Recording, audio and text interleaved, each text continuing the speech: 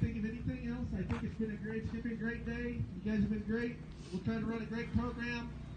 If it gets dusty on the outside of the lines, we'll water the pipes, but we're going to try to keep the groove below the track.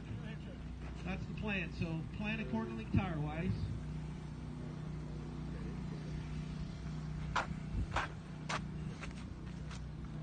That's like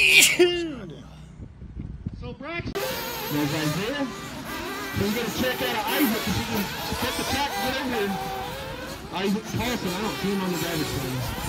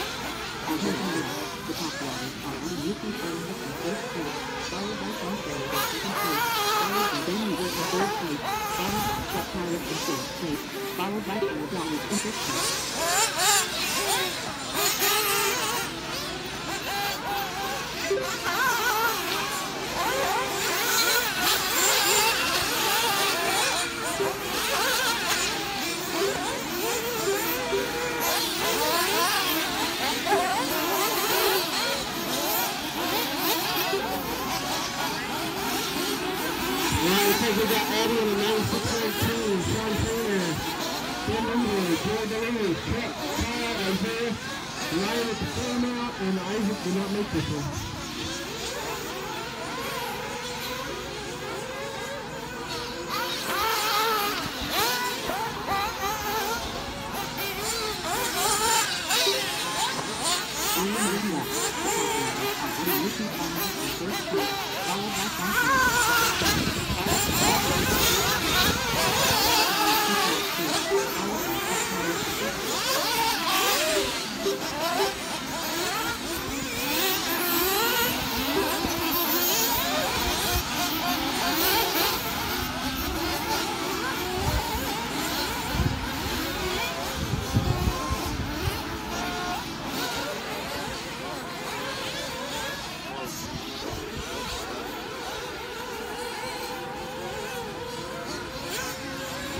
We still got Addie running away with this one.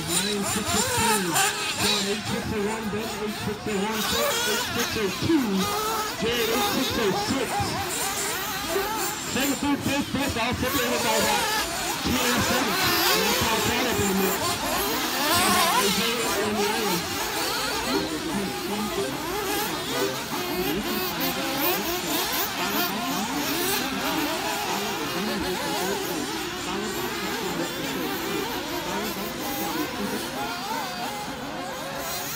Isaac squad was fired up.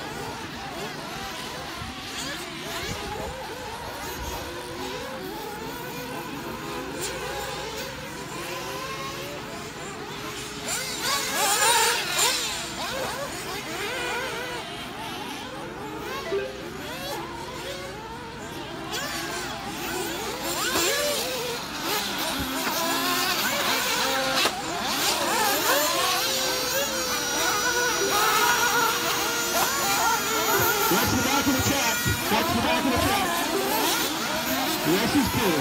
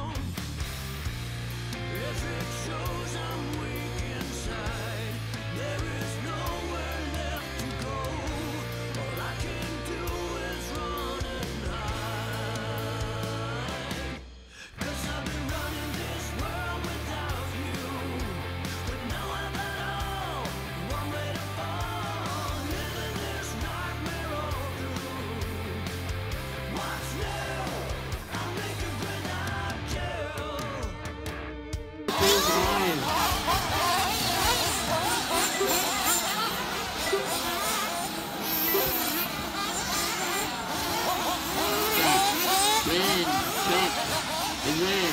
Ryan, you guys go over to the front. There you go, front.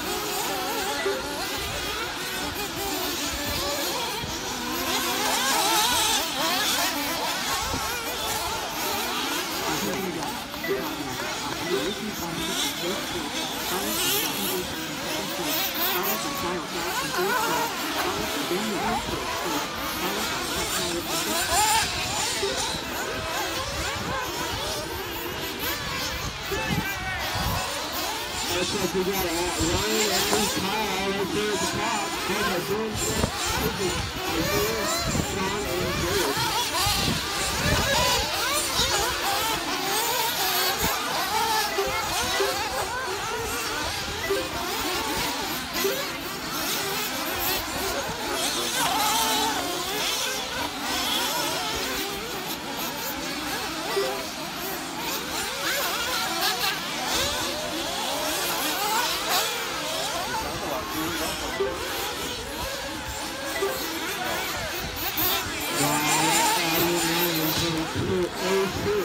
Double 9619, Colin 9638, 9644.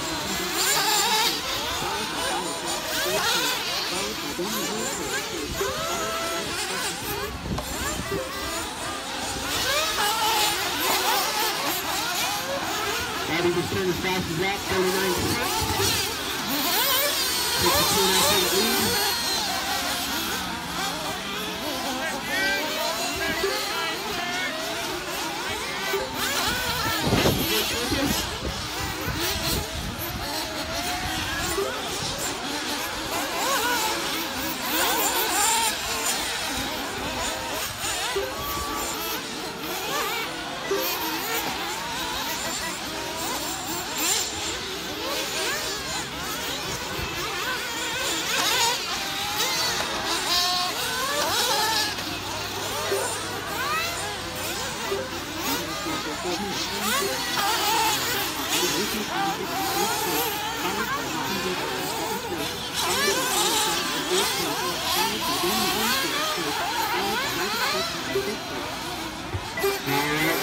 Everybody top 10 and left lap there to Addie set out the lead, followed by Ryan, Kyle, and Ben up in there now. On the 9 lap of Addison Fitness, 9 laps, followed by Sean, Isaiah, Jared, and Peyton.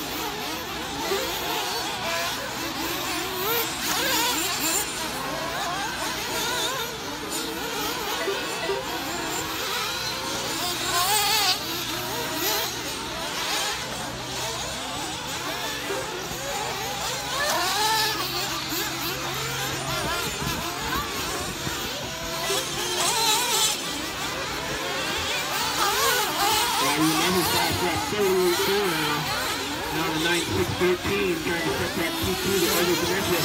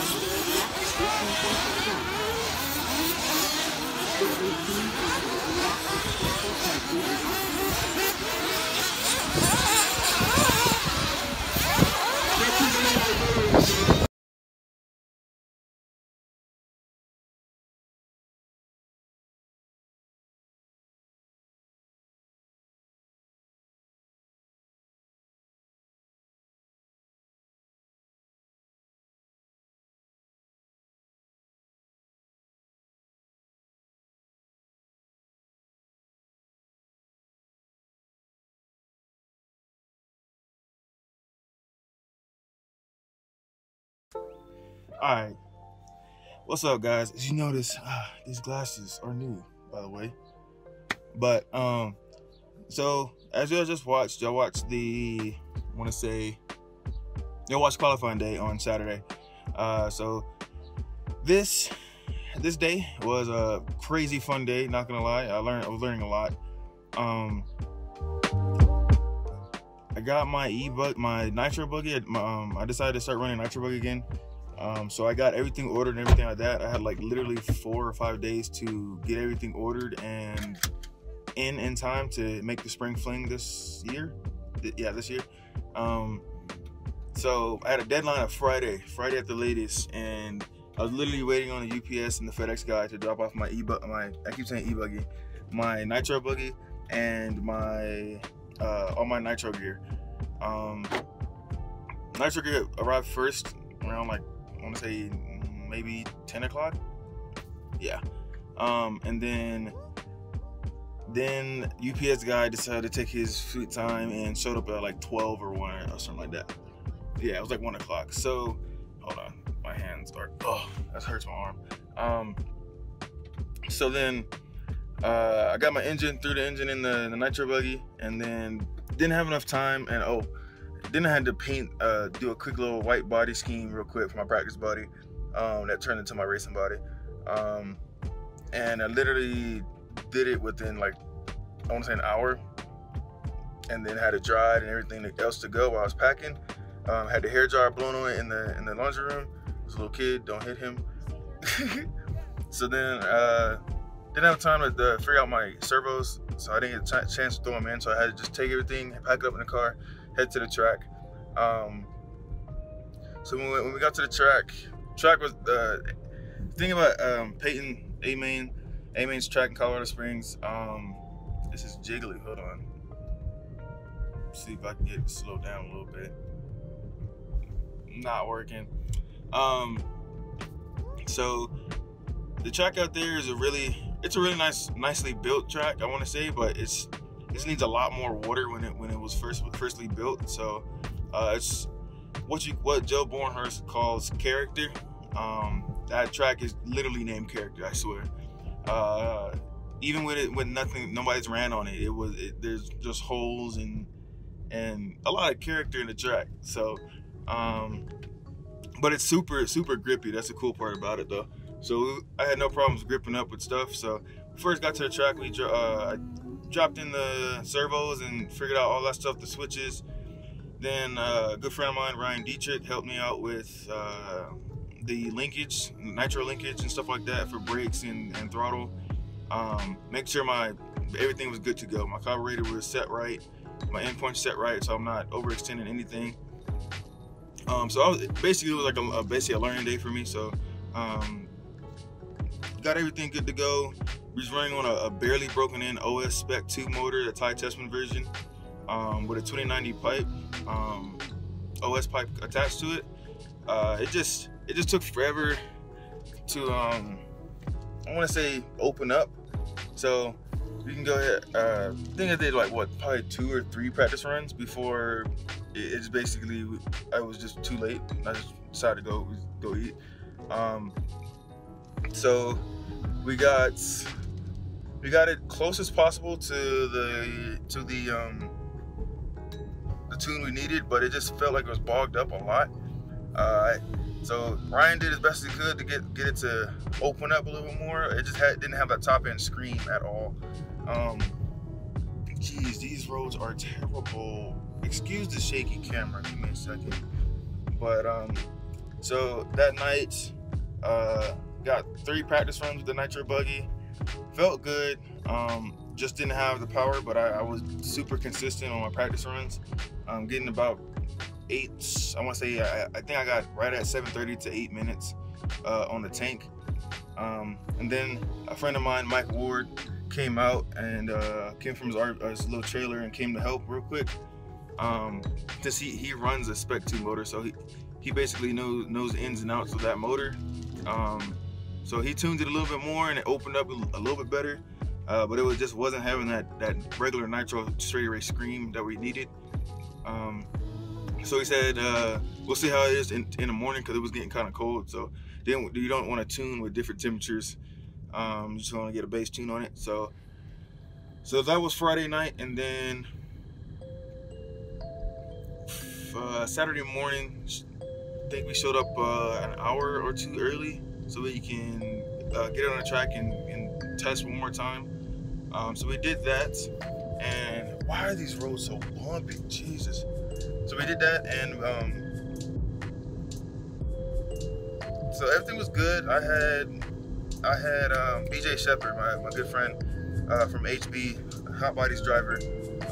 He was pitting me the whole day, and I was pitting him and my friend Marvin with nitro stuff as well. And he tuned it a little bit more. It seemed like it just needed more air, so it opened up a tad bit more in my first qualifier. I think we have it recorded. Or is that the one my dad called? Okay, we have half of that first qualifier recorded. I think it's for the nitro. My dad decided to call. You think that was E-Buggy? Okay, well, y'all see, or y'all did see. Gotta look at it again. So then qualifier 1 went okay. I was just super consistent. I am racing in the pro classes. My mom just sent me a message, pretty funny. Gotta read that later. Pro classes were cool.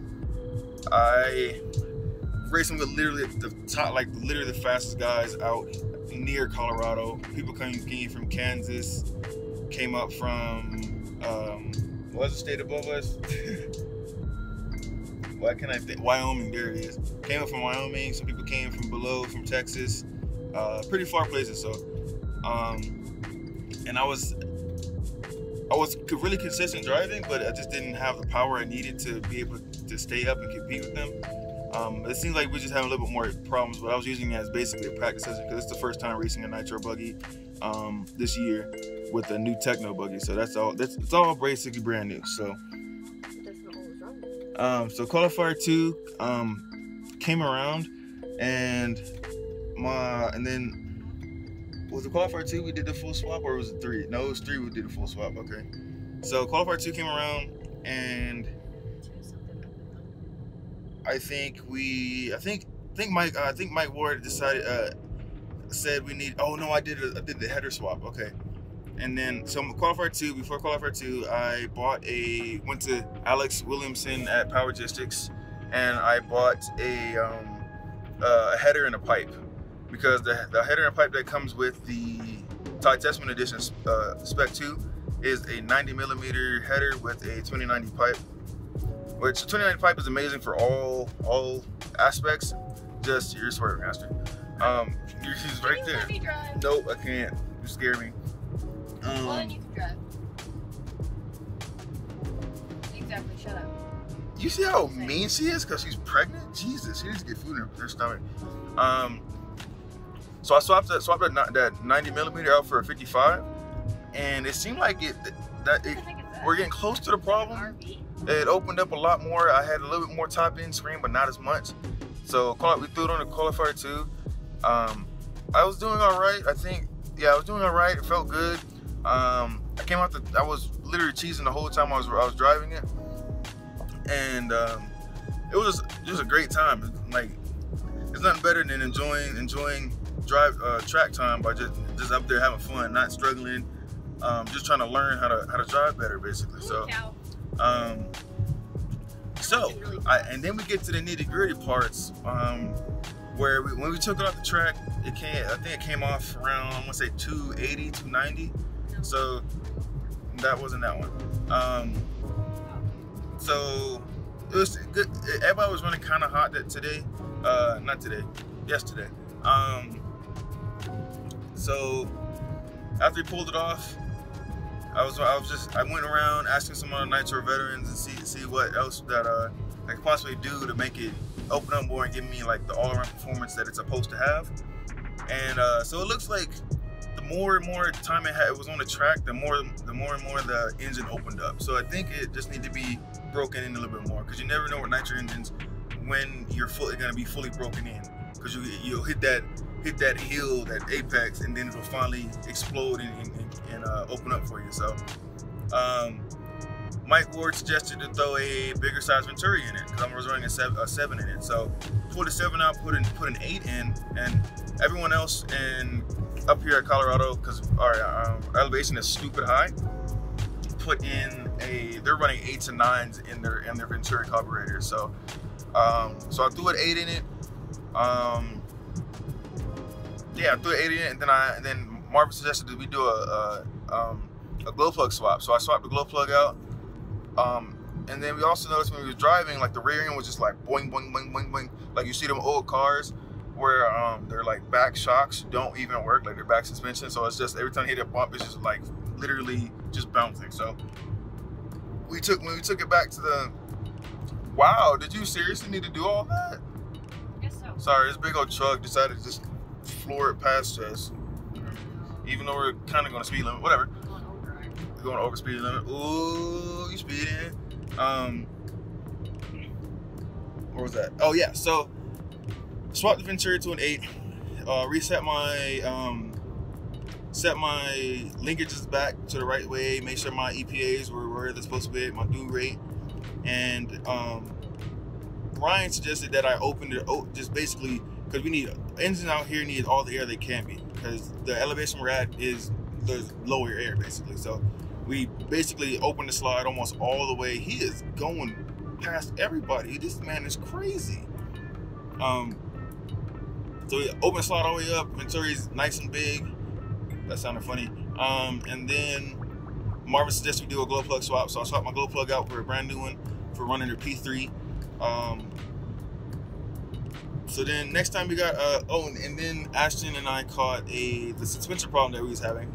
It turns out that there was no more shock fluid in the rear shocks, or at least one rear shock. So it was really gross. It was actually like there was like 0 shock fluid left, but the last little bitty stuff was like literally dark gray, like it looked like clay almost. So pulled that out. We replaced all the shocks. Ashton was out busy wrenching because I was having to marshal and do some pitting. Jesus Christ, I'm sorry. So after that, we went over to Power Jix's RC, their hobby shop trailer, travel trailer. Bought some PT Racing shock fluid that I didn't have on hand. Nice big bottles too for a good price. Hit them up. There's some pretty nice big bottles for the price they are. Swapped it to the right stuff. I think I was running what? It's 550 rear and 600 front. Yeah. We did that, and literally reset the ride heights and made sure everything was good to go. Literally that car drove like a dream. Like, it was crazy. So qualifier 3, threw it on the track. Noticed within the first 2 turns that that was one of the main problems that I was having. even though I didn't notice it that much because I was too busy just having fun driving. But that wasn't one of the main problems. The shock, basically there's no more shock fluid in it. These bumps are crazy. So threw it on there. Joe was driving good for warm-ups. We leaned it out just a tad bit more on the top end, on the high-speed needle, and it was gorgeous. Like, that's the tune we wanted. That's what it was aiming for. So it just needed more air and more track time. So I think kind of upset because that was the only one that we didn't get full video of. So that was sad. But y'all should have seen that run. You can see it in the race the race results I'll have posted.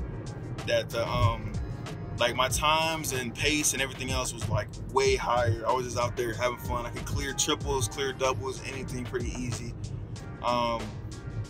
Left stand smiling as usual. Even though I was racing the next two, like literally the top drivers, the fastest guys out here, because I was in the pro class. But I was holding my own. But I did. I think I qualified in the B main. Yeah, close to the bottom of the B main. Out of a lot of drivers. So y'all will see that in the next video. And then e-buggy, we ain't gonna talk about e-buggy, man. Nah, I'm just playing. E-buggy is just lawn dart, everything. I just couldn't figure it out. I was just traction rolling with everything.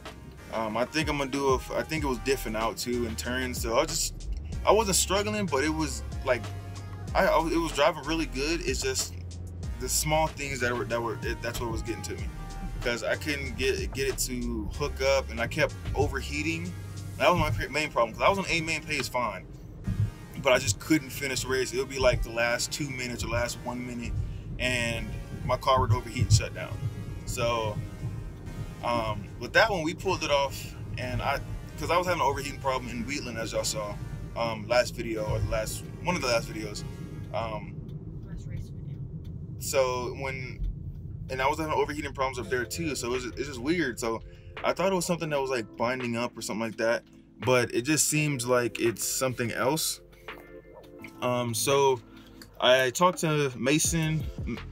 He used to drive Technos, and Josh Mack, he used to drive Technos too.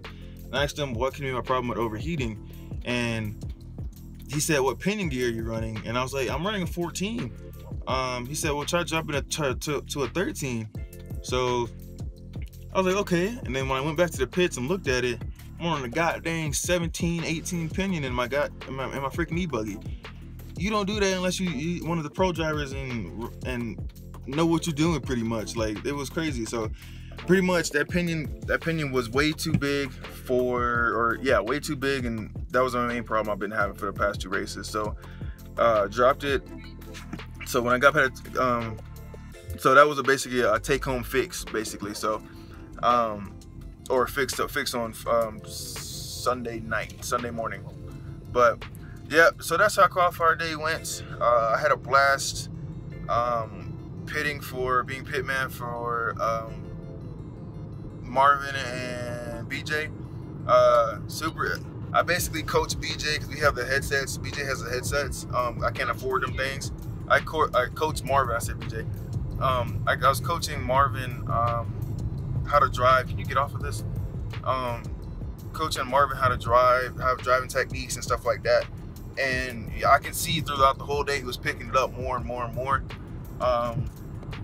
So hopefully for main day, you can see how good he does with the new tips and stuff I gave him. Sorry, I'm spacing. But yeah, so catch you on the next video. Just kidding. Thank you for watching. As always, this is the Keen Life. I'm Isaiah-Ashton. And don't forget to like, comment, and subscribe. Peace.